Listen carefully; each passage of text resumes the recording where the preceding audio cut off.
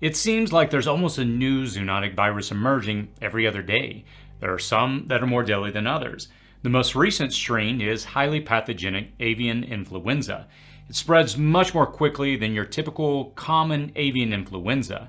With their high concentration of flocks from narrow genetic ranges, commercial poultry and egg facilities, they could foster a situation where this particular strain spirals out of control. The avian flu is much more than an inconvenient raised price on poultry and eggs. In this video, we're going to take a look at this recent avian flu strain that has led to the deaths of 27 million birds in 31 states. And we're going to take a look at the system and whether it's likely to collapse altogether and what you can do to combat the problem. Download the Start Preparing Survival Guide to help you prepare for any disaster. I'll post a link in the description and comments section below, or visit cityprepping.com/get started for a free guide to help you get started on your journey of preparedness. Avian Influenza A, H5N1. First of all, let me tell you there has not been a reported case of this highly pathogenic avian influenza in any humans. That isn't to say that we won't ever see a case of this recent strain in humans. Since 2003, there have been 239 cases of H5N1 in humans. 134 of those cases were fatal. Zoonotic viruses like this can leap from animals to humans. We have seen that with the 1918 swine flu influenza H1N1 outbreak that infected 500 million and killed 50 million people worldwide. SARS-CoV-2 virus, another zoonotic virus that we all know as COVID, by comparison, has now infected 505 million people, but has resulted in far few more deaths, 6.2 million. There is no denying that when a zoonotic virus makes a leap to a human host, if we humans have no experience with it, our immune systems cannot fight it off as easily.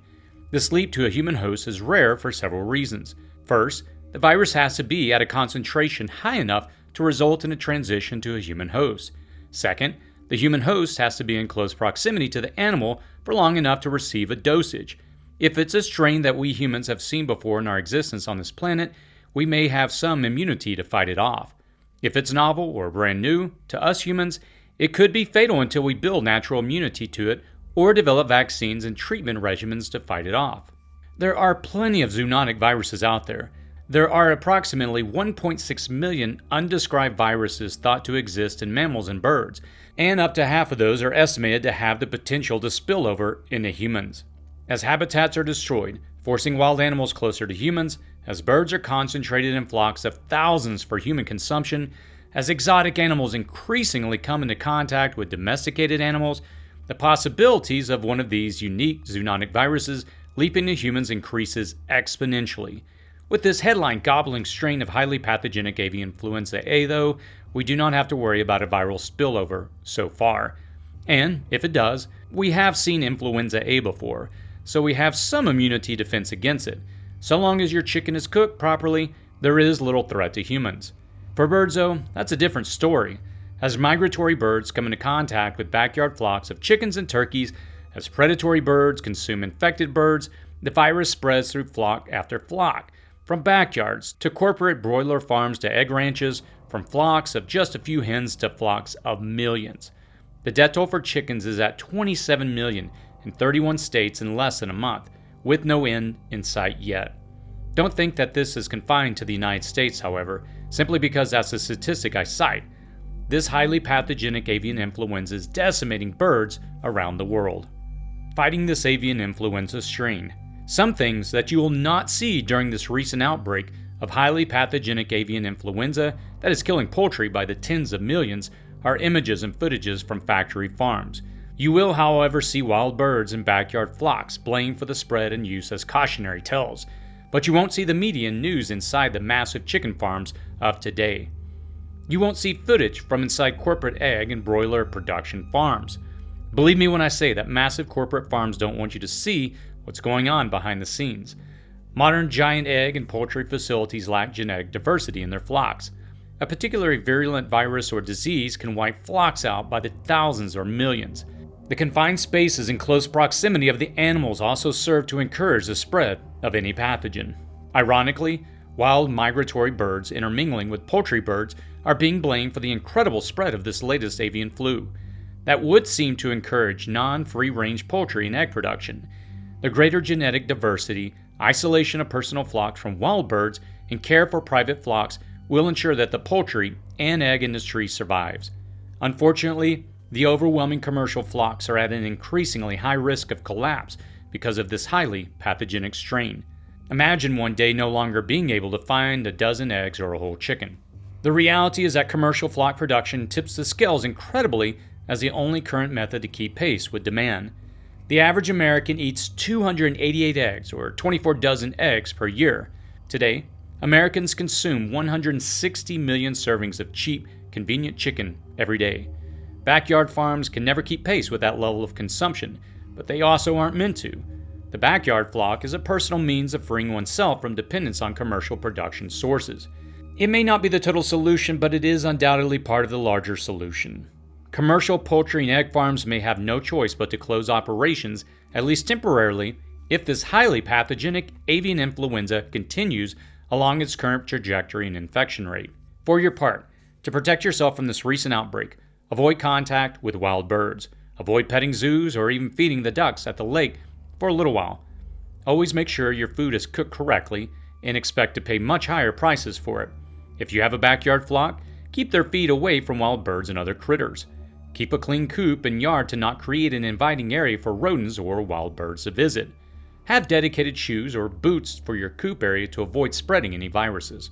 Even if this highly pathogenic avian influenza spreads to humans, it will not spread at the same rate or lethality that SARS-CoV-2 has. SARS-CoV-2 is a novel virus, and our bodies don't have a track record of fighting it. Our bodies have some history with avian flu influenza, so the virus has a more challenging time taking hold and spreading, as a chain of infection is interrupted by people who are exposed but able to fight it off. The risk of catching the avian flu in developed countries is statistically improbable, but the possibility that you will pay a higher price for eggs and poultry is guaranteed. If the epidemic continues throughout this year and continues to worsen, the possibility that more and more people will be raising their own chicken and eggs will increase.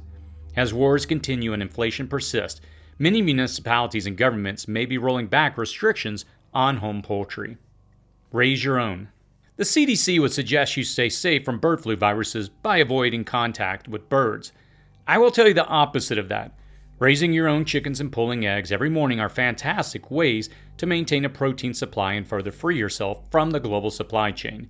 Some folks raise ducks, turkeys, geese, guinea fowl, quail, and pigeons are all raised for meat and eggs by many homesteaders and farmers. You're limited only by your level of commitment to your flock and the local and state ordinances. Laws about keeping chickens, they can vary state by state, county, and town. Zoning regulations, building codes, lease restrictions, and homeowner associations further enhance the laws and bylaws of each area. Large entities like Sanderson Farm, the National Chicken Council, United Egg Producers, the National Turkey Federation, and others, they spend over $1.2 million a year partially to maintain their interest in corporate-produced poultry and eggs over your backyard flock. There is some case for concern because it's up to the backyard poultry keeper to make sure their flock is well tended and cared for. Urban poultry keeping is linked to hundreds of salmonella cases each year in the United States. At least they would have you believe that the urban poultry keeper has more cases than the outbreaks we have seen in recent years. One notable poultry producer's outbreak in 2013 had a final tally of 634 confirmed illnesses, 241 hospitalizations in 29 states and Puerto Rico. The fact is, like anything, there's a little bit of a learning curve to understand safe food handling and the health of your flock, but it's not overwhelming. If you have 2 to 4 tens, you will be well aware of their health, what's stressing them, their nutrition, and their egg production rate. So don't be overwhelmed and understand that you can learn as you go. Chickens are pretty resilient. Of course, the more rural your setting, the better opportunities you will have. Chicken coops are easily built for relatively cheap, or you can purchase one at major retailers starting at around $200. Before you drop one in your backyard, though, you will need to know the restrictions and regulations for your state, town, and property. Hens don't make much noise at all, but a clutch of rabbits will make even less if you're solely considering the animals as a protein source. Chickens are available from mail-order hatcheries in a variety of breeds at an average price of about $6 a piece, or you can pick them up at your local feed store. Some chicken varieties will lay an egg every day. Others will lay 1 or 2 eggs per week. Even at just 2 eggs per week, that's over 17 dozen eggs per year. If your 2 hens just lay an egg every 2 days, that's 30 dozen eggs per year. Just 2 Plymouth Rock chickens, one of the most prolific egg layers, could provide an incredible 43 dozen eggs per year. At today's prices, the cost effectiveness is apparent, even after you subtract for feed and medicines. If you garden, you will be glad to have chickens on hand to control grubs, tomato hornworms, snails, slugs, and a host of other pests out to get your fruits and vegetables before you do. The birds also provide rich fertilizer to your plants and compost heap. One chicken produces approximately 8 to 11 pounds of manure monthly. Of all animal manures, it has the highest amount of nitrogen, phosphorus, and potassium. When you examine it from any angle, raising your own chicken or poultry is the single greatest way to liberate yourself from a failing supply chain, increase your self-sufficiency, and provide you for long-term survival. If you're looking to become an egg handler with an active flock producing eggs for sale, well, let's just say you'll run up against all those millions of dollars spent on lobbying by the egg industry. You will find similarly written laws with restrictions placed on flocks of less than 3,000 birds. There are even specific packaging guidelines, and some of these laws may limit you to the sale of no more than 15 dozen eggs per month. That will keep you in feed, but it won't pay the bills. It is far better to focus on your needs when choosing your hens. Extra eggs produced that can't be preserved can be traded to family and friends. Excellent survival food. In a survival situation, eggs are a superfood. They can be prepared in so many different ways that food fatigue isn't likely to occur. Though they lack some vital nutrients, one egg has nearly 6 grams of protein, vitamins A, D, E, B6, B12, pantothenic acid, folate, and riboflavin. One egg contains omega-3 and omega-6 fatty acids. A medium egg yolk also has several minerals, including 20% of your selenium RDA and trace amounts of calcium, iron, magnesium, phosphorus, potassium, sodium, zinc, copper, and manganese. You can't survive on a sole egg diet, but they will make surviving much easier when other food sources are in scarce supply. Fresh eggs can keep without any spoilage for 3 weeks without any refrigeration. You can also dehydrate them or freeze-dry them, and you should definitely have a backup supply for when the scarcity occurs. You should also know your egg substitutes, which I explore in previously released videos. When it comes to your fresh eggs, there are multiple preservation techniques that our ancestors used. By storing eggs in salt, salt brine, wood ash, wheat bran, varnishing or oiling your eggs in lime water, eggs can be preserved for well over 8 months. Slaked lime or calcium hydroxide is the most successful. It has a 100% success rate after 8 months. This preservation method can keep eggs up to 2 years. However, the chances are that you won't be preserving fresh eggs for such a long time. After a disaster or a grid-down situation, fresh eggs will have more value than gold or silver. You have a precious and fragile renewable resource that you can trade for anything from band-aids to bullets. Even the eggshell has multiple uses. You can grind them up or feed them back to your chickens, add them to your garden as a source of calcium, and even eat them yourself. The membrane can be dried and used as a natural source of bandage or poultice. There is no denying that eggs are one of the ultimate survival foods. The threat of this highly pathogenic avian influenza leaping over to humans fortunately is minimal.